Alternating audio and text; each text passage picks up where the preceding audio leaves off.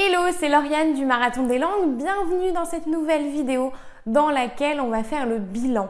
Le bilan après 15 jours d'apprentissage du russe. Parce que comme vous le savez certainement, je me suis lancé le défi d'apprendre le russe en 365 jours. Je vous mets la vidéo juste ici pour aller voir comment j'ai démarré et comment je m'organise.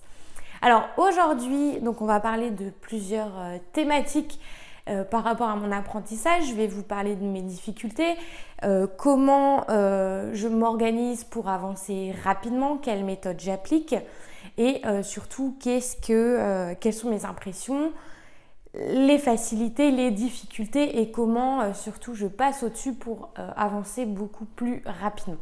On va démarrer tout de suite avec donc l'alphabet cyrillique. Mais je vous rappelle que vous pouvez télécharger gratuitement juste en dessous de la vidéo le bonus. C'est un kit de démarrage, c'est gratuit. C'est un kit qui vous permet de démarrer rapidement et surtout ne pas abandonner l'apprentissage des langues.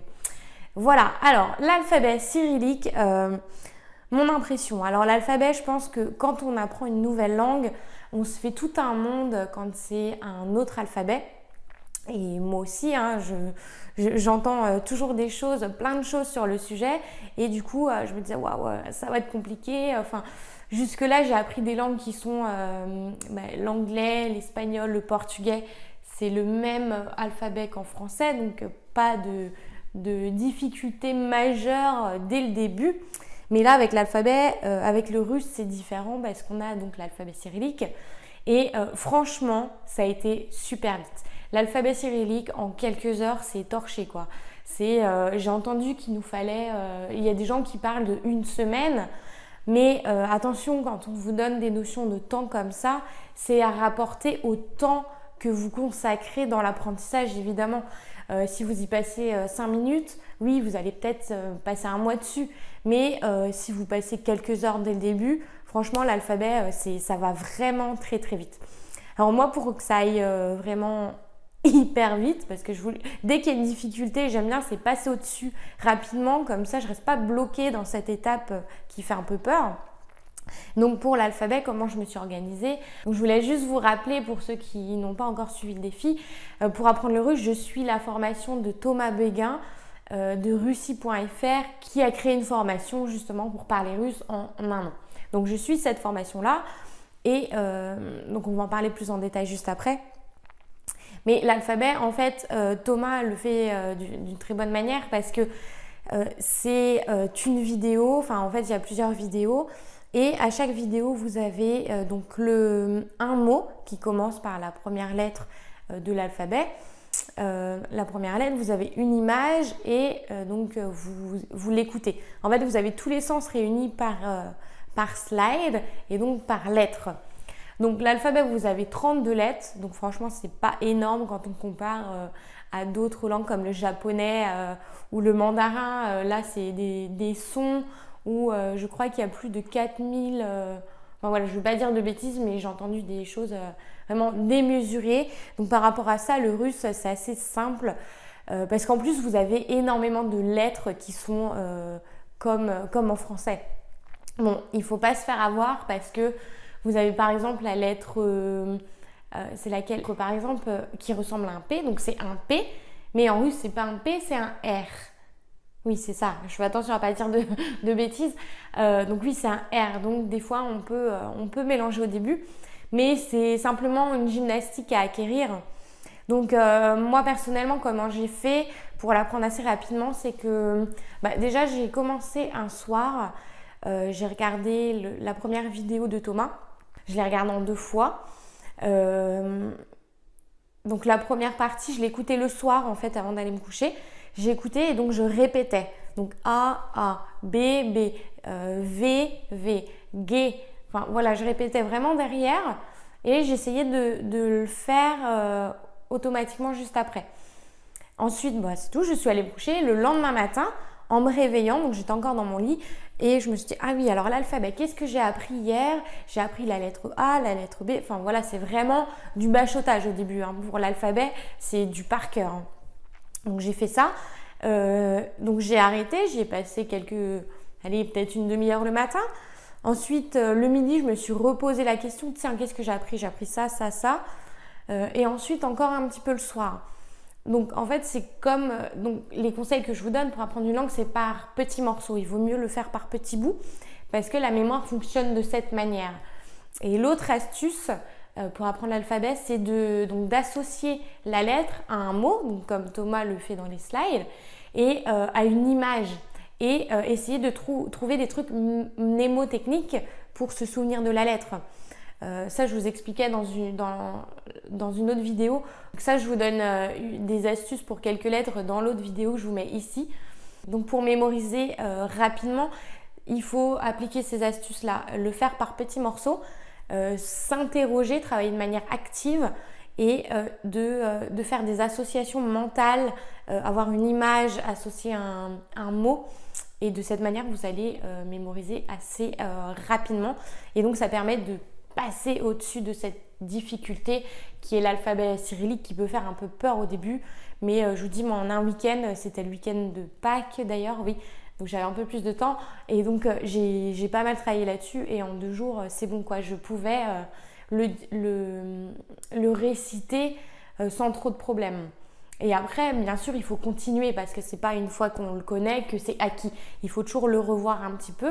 Donc là, depuis, tous les 2-3 jours, je récite l'alphabet dans ma tête pour que ça s'imprègne bien. Parce qu'en fait, il y a une erreur qu'on fait beaucoup quand on apprend une langue, c'est qu'on a appris des mots de vocabulaire, par exemple, ou une règle de grammaire, ou peu importe. Et quand on la recroise, on se dit oui, ça c'est bon, je connais, je l'ai déjà appris. Et donc, voilà, on passe à autre chose. Alors que non, ça, attention. Il faut toujours être dans cette posture, en fait, de se dire peut-être que je ne le connais pas aussi bien que je le pense. Et ça, c'est une erreur qu'on fait tous. On a l'impression de connaître, mais des fois, on se rend compte qu'on ne sait pas autant qu'on a l'impression. Donc, si vous rencontrez quelque chose que vous avez déjà vu, c'est pas grave, refaites-le. Appliquez la méthode perroquet qui est la répétition. Parce que la langue va rentrer de cette manière dans votre tête. C'est la répétition, toujours, toujours, toujours. Il faut vraiment garder ça en tête. Toujours revoir ce qu'on a déjà vu pour que ça s'imprègne bien et qu'on puisse être en mesure de l'utiliser. Voilà, je voulais également vous parler de ma routine du russe. Alors ma routine, comment je m'organise? Donc comme je vous l'ai dit, j'applique les conseils que je vous donne, qui est de répéter et de faire ça par petits créneaux au fur et à mesure de la journée. Donc par exemple, le matin, je me lève, je vais peut-être faire un quart d'heure, 20 minutes de russe. Ensuite, dans la voiture, je vais écouter des podcasts dans mes trajets. Le midi, je vais peut-être lire quelques mots en russe, essayer de déchiffrer. Même si c'est que quelques minutes, c'est mieux que rien du tout. Ensuite, l'après-midi, je vais écouter d'autres podcasts dans la voiture pendant mes trajets. Le soir, je vais essayer d'être un peu plus dans une démarche active. Donc là, ça sera plutôt écrire, essayer de conjuguer des verbes. Voilà, être vraiment baigné dans le russe du matin au soir en fait. Il faut que ça devienne une obsession. Si vous voulez apprendre une langue, c'est un travail quotidien et surtout ça permet d'avancer, de voir qu'on progresse, même si c'est à petits pas, c'est pas grave, on progresse et c'est ça qui va maintenir un peu la motivation. Donc dans les ressources que j'utilise, donc il y a la méthode de Thomas Béguin du site russie.fr. Donc là, l'avantage de ça, c'est qu'en fait, c'est des vidéos et donc vous pouvez revoir sans cesse les cours, les réécouter. Ça rentre vraiment dans le cadre de la méthode perroquet que j'applique. Et les cours en ligne, je trouve que ça s'adapte vraiment à 100% à l'apprentissage d'une langue. Parce que vous pouvez réécouter sans cesse la vidéo sans problème et vous pouvez l'écouter partout. En plus, l'avantage, c'est qu'en dessous de chaque vidéo, vous avez une fiche PDF à télécharger avec le résumé du cours. Donc, ça vous permet de lire, dans une première approche, d'écouter le cours. La deuxième, avec la fiche PDF, de le lire. Et troisième étape, c'est des exercices parce que quand vous téléchargez vos fiches, vous avez des exercices. Donc ça, je trouve que c'est vraiment très, très bien fait. Et en plus, on avance à son rythme parce que les cours sont débloqués au fur et à mesure. mais c'est pas parce qu'il est débloqué qu'il faut le faire tout de suite. Je pense qu'il vaut mieux verrouiller, enfin essayer d'être vraiment à l'aise avec ce qu'on a appris pour ensuite avancer. Pour bien intégrer ce qu'on a appris. Donc j'utilise les cours de Thomas. Ensuite, j'utilise d'autres choses complémentaires pour sortir un peu du cadre, pour ajouter un peu plus de fun, pour utiliser des ressources que j'aime bien en plus. Donc il y a l'application Mondly dont je vous parle assez régulièrement, qui je trouve est vraiment très bien faite, qui est assez fun. D'ailleurs, je vais vous mettre des petites vidéos, des petites images juste après. Dans laquelle on voit, j'y travaille tous les jours, j'essaie vraiment de l'utiliser chaque matin, voire 2 à 3 fois par jour. J'utilise ça, j'écoute aussi beaucoup de podcasts comme je vous le disais. Il y a comment ça s'appelle, c'est Slow Russian Language. Donc ça, l'avantage c'est que, l'avantage pour moi ou des personnes qui parlent anglais, qui ont déjà une première langue, c'est que ça se fait anglais-russe, ça permet d'entretenir l'anglais et en plus d'acquérir un peu plus de connaissances dans le russe. Et donc je passe énormément de temps à écouter des podcasts et à répéter. Ça, comme je vous dis, c'est vraiment une obsession. Même quand je vais courir, je vous mets la petite vidéo là, quand je vais courir, j'écoute des podcasts en russe, j'écoute des vidéos YouTube en russe. Et je répète toujours derrière, et même par exemple les bases, Privyet, salut en russe, là ça fait 15 jours que je le répète tous les jours, ça me paraît évident, ça me paraît c'est bon, je connais, mais non, c'est pas grave, je vais vraiment répéter tant que ça soit fluide et automatique en fait. Si demain je me retrouve en Russie, il ne faut pas que je sois bloquée parce que je stresse, non, ça sera automatique parce que je l'aurai répété.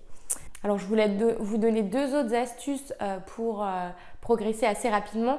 Moi, ce que j'aime bien faire quand j'apprends une langue, c'est de maximiser l'apprentissage du vocabulaire, avoir un maximum de mots, parce que même si je ne suis pas capable de faire des phrases, mais que si demain je suis en Russie, je serai capable de dire les mots-clés et du coup d'essayer quand même d'avoir un échange avec la personne et pas être bloquée parce que je ne sais pas construire une phrase. Ça, au début, entre nous, on s'en fiche. C'est la finalité évidemment, mais si vous avez des mots, ça ne vous empêchera pas d'échanger. Et donc, c'est quand même l'objet d'une langue, c'est de converser avec une personne en face. Et donc, pour ça, il y a 2 astuces, c'est les listes de fréquences et les listes de mots internationaux. Donc, liste de fréquences pour le russe, j'en ai trouvé une, je vous la mets juste en dessous d'ailleurs si vous voulez la télécharger. Et j'ai fait un peu le bilan de cette liste. Donc après, j'ai fait ça le jeudi, donc ça faisait 12... Ouais, c'est ça, ça faisait 12 jours d'apprentissage du russe. Et sur 1000 mots de cette liste de fréquences, donc déjà, juste avant, pour vous rappeler, une liste de fréquences, c'est une liste avec les mots les plus utilisés dans la langue, en fait. C'est les mots les plus courants. Donc sur 1000 mots, j'en connaissais 76. Donc je trouve que c'est quand même énorme avec seulement 12 jours d'apprentissage. Et j'ai juste fait le bilan. Vous voyez, j'ai mis des petites croix à côté des mots que j'avais déjà vus ou que je connais avec l'apprentissage via l'application, via le cours de Thomas et via d'autres ressources. J'utilise aussi le russe facile qui, je trouve, est assez bien fait. Il y a pas mal de mots de vocabulaire utiles. Et donc voilà, donc j'envisage de travailler avec cette liste, apprendre plusieurs mots par jour. Parce que je ne sais pas si vous vous souvenez, dans les fiches du départ avec la fiche d'objectif qui est là, la fiche d'objectif, j'avais écrit apprendre 5 à 10 mots de russe par jour. Et donc quand je fais le bilan de cette liste uniquement, la liste de fréquence, 76 par mot en 12 jours, ça fait 6 mots par jour. Alors que tous les mots que j'ai appris ne sont pas dans cette liste. Donc ça veut dire que j'en ai acquis beaucoup plus. Et donc voilà. Et donc la deuxième astuce, c'est les mots internationaux. Ça, les mots internationaux, c'est des mots en fait que vous pouvez retrouver par exemple en français, en anglais. Je vais vous donner un exemple. Passeport, en russe, c'est passport. Alors attention, ma prononciation n'est pas parfaite, je suis comme vous, j'apprends, mais ça va je vais progresser au fur et à mesure. Mais passport en anglais, passeport en français et passport Je sais plus le dire en russe du coup. Mais voilà, c'est ce mot-là, vous vous ferez comprendre. Il y a d'autres mots comme hôtel, atel,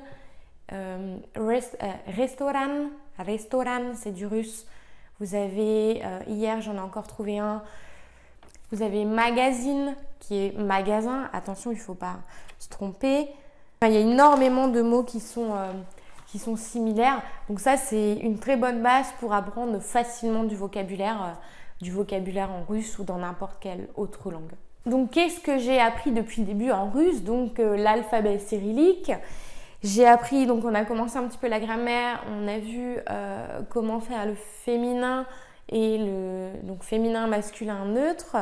Donc j'ai appris du vocabulaire, j'ai commencé à apprendre les verbes, comment faire de la conjugaison, comment conjuguer les verbes.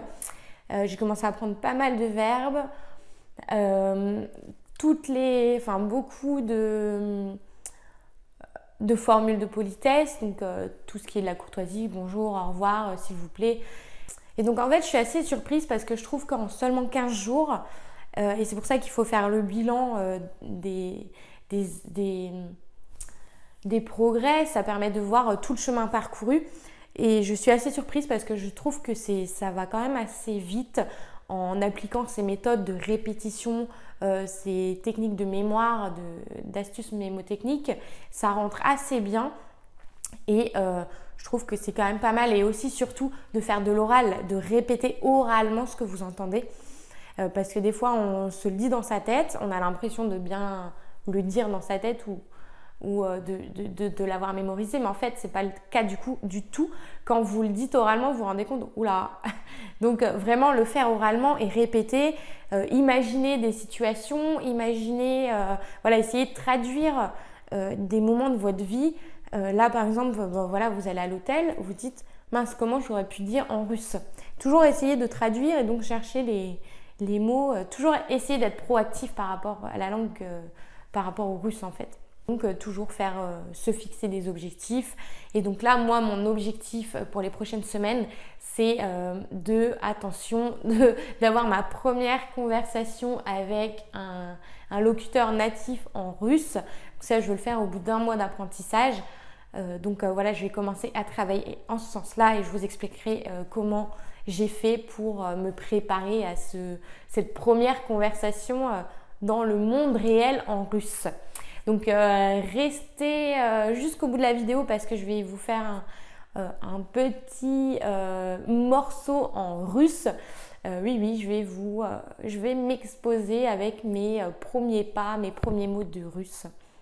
Et donc je vais également vous montrer ma routine au quotidien, comment je révisais dans la voiture, je répétais, je me filmais. Enfin voilà, c'est pour vous montrer un petit peu comment on fait pour apprendre une langue. Donc voilà, pour résumer, la répétition, le travail quotidien en plusieurs morceaux dans la journée. Ah oui, je voulais aussi vous dire, pour être sûr de travailler un petit peu tous les jours, moi j'ai une petite astuce, c'est que voilà, j'ai mon calendrier marathon des langues sur lequel je stabilote chaque jour passé à apprendre. Donc si j'ai pas souligné un jour, ça veut dire que j'ai pas travaillé du tout. Et ça, l'idée c'est de pas rompre la chaîne. Donc ça, c'est une petite astuce pour être sûr de bosser un peu tous les jours.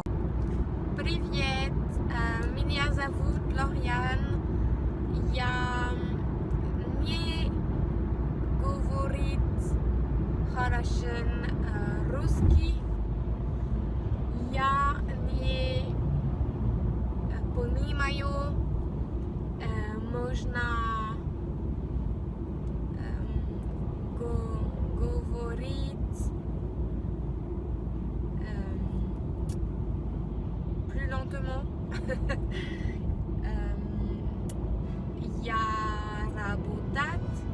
Я люблю работать. А вас, как вас зовут?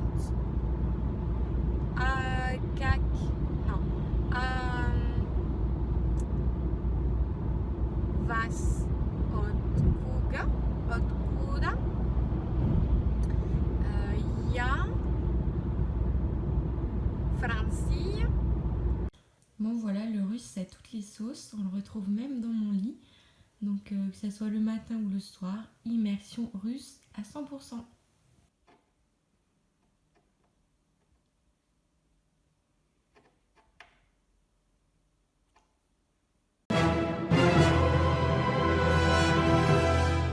Alors mes plus grosses difficultés dans l'apprentissage du russe, pour moi c'est la prononciation parce qu'il y a des mots à rallonge comme bonjour par exemple, le strasvoutie, c'est le mot à connaître mais en même temps c'est pas le plus facile à prononcer et il y a des par exemple VST, la suite de ces 3 lettres c'est vraiment pas facile à prononcer en tant que francophone. Mais voilà, l'astuce c'est toujours la répétition, mais j'en reviendrai toujours à ça parce qu'il n'y a que ça pour réussir. La prononciation répétée à haute voix tout le temps. Et donc voilà, c'est ma principale difficulté, je dirais, en russe. Voilà. Pour le reste, je suis assez surprise et de manière positive parce que je trouve que ça rend plutôt pas mal. Je trouve que mon plan d'action me fait avancer à un rythme qui me convient bien. Donc ça, c'est des conseils que je vous donne sur le blog, que je mets en application moi-même afin de voir et de confirmer en fait que ce sont des conseils et des méthodes qui sont vraiment efficaces. Donc si vous débutez dans le russe, votre checklist, c'est donc de commencer par donc apprendre l'alphabet, le répéter, donc l'apprendre par cœur. Et ensuite, on va passer au terme basique de présentation. Je m'appelle, je suis, je travaille.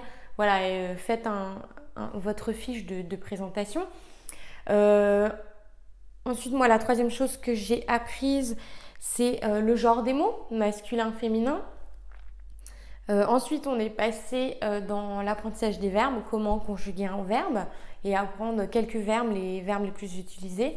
Et ensuite, cinquième chose qui est plutôt en parallèle des 4 précédentes, c'est d'apprendre du vocabulaire. Vraiment rester concentré là-dessus, apprendre un maximum de vocabulaire via des applications, via des podcasts, via des vidéos.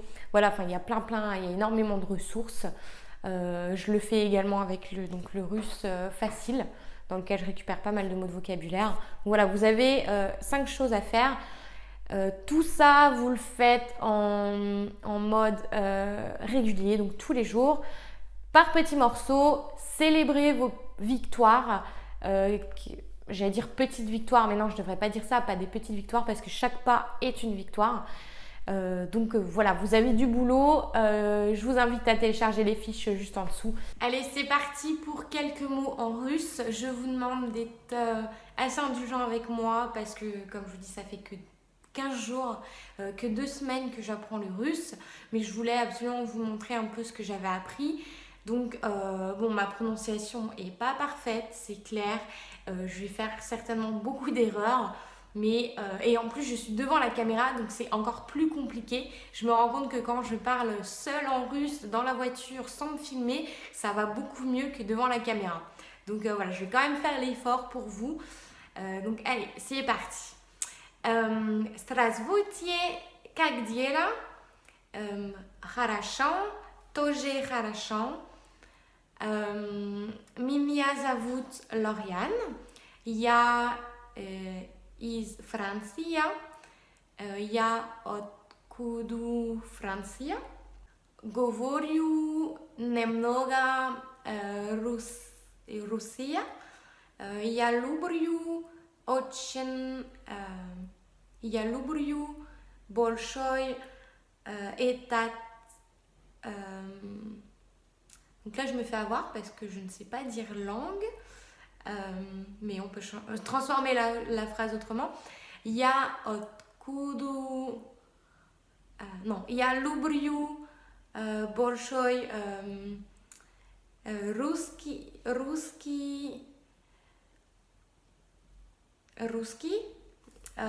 Я работаю в Франции. Я люблю бежать. Я не понимаю все. Спасибо большое.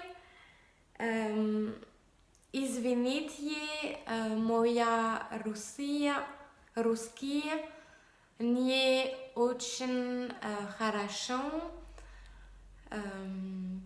Я изучаю русский 2 недели. Спасибо большое et пока-пока. Donc voilà, c'est les quelques mots russes, les quelques phrases russes que j'ai apprises. Après énormément de répétitions et essayer de parler un maximum en russe. Donc à moi-même ou devant la caméra. Mais je n'ai pas encore sauté le pas de parler avec un natif, mais ça va pas tarder.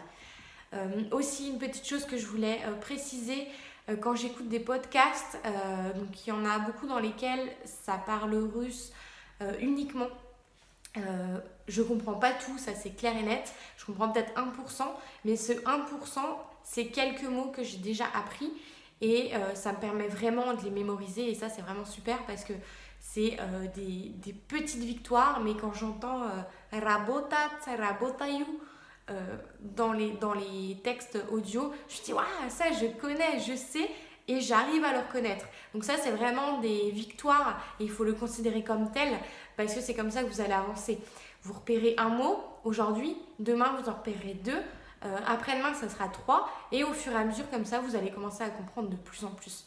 Donc voilà, prenez vraiment en considération les petites avancées parce que c'est ça qui va vous faire progresser rapidement. Donc je vous mets tous les liens en dessous, le lien vers la formation de Thomas si ça vous intéresse, le lien vers les fiches. Pour télécharger ces fiches-là, je vous renvoie à l'autre vidéo que j'avais faite.